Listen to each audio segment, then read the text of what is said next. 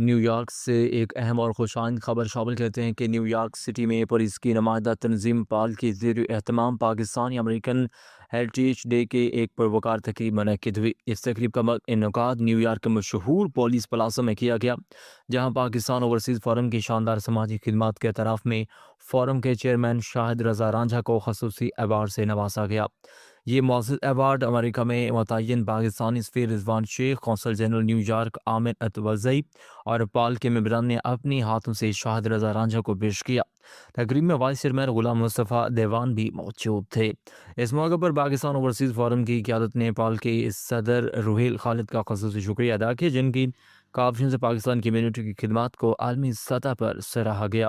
Pakistan overseas forum Canada کے general secretary ملک ابرار انجم سمیت دیگر عہدیداران نے شاہد رضا رانجھا کو اس اعزاز پر مبارکباد پیش کی ہے۔